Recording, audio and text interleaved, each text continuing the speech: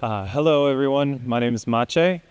I'll be talking about how we use GitOps to ship threat hunting rules across the state of Colorado.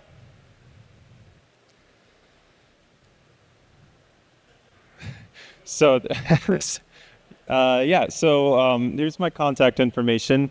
I'm a platform architect at the university, and I primarily work with our Cybersecurity Center, which is a cybersecurity clinic at the university. We work with a lot of local organizations, and we have two primary programs that we do to give students hands-on it.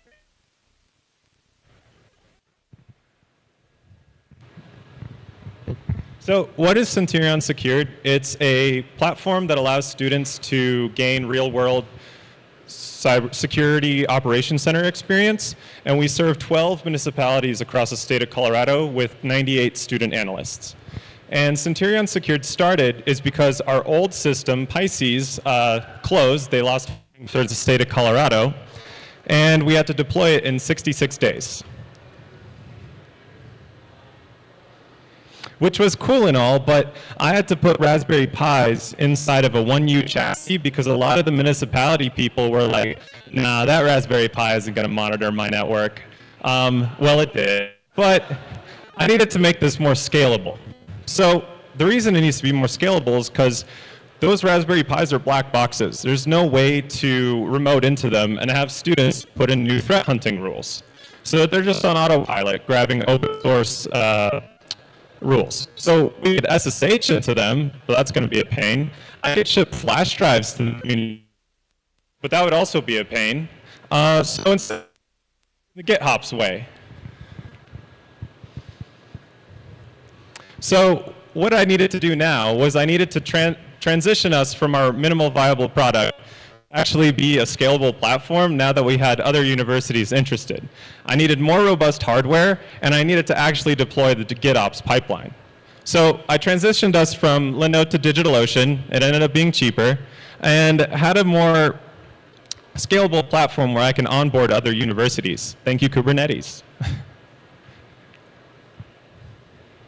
So I also switched us from Raspberry Pi and a 1U chassis to this more robust Protectly machine that can actually inspect like 10 gigabits worth of packets. And I also redid the software that was running on the collector hardware. So now it runs a K3S local cluster, and we use a Suricata pod to inspect the network traffic. And now, our students, we're going to be able to ship the threat hunting rules by first pushing it to GitHub, and Argo CD does some checks. But I'll go into the workflow a little bit here in a second. So our analyst workflow right now is that they go into OpenSearch dashboards, they see something interesting, and they write a rule, push it to GitHub. Argo CD does some checks. If it passes, it goes to the collector, and then the analysts can see the new rule. So let's break down the workflow. First, they go into OpenSearch, and they analyze some logs.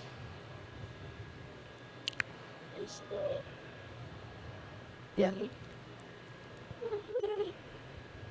then they take something they found in those logs, let it be, I don't know, like some new botnet hitting the customer network.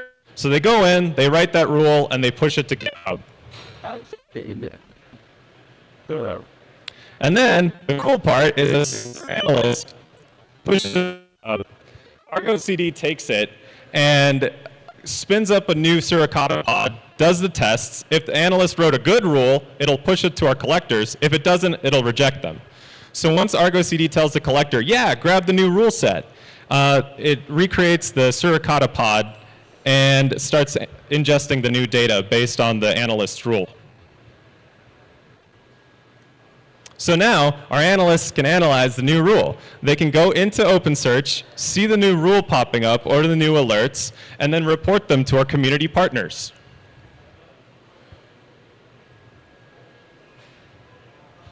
So now, hopefully, because of all that, Colorado becomes a little bit more secure.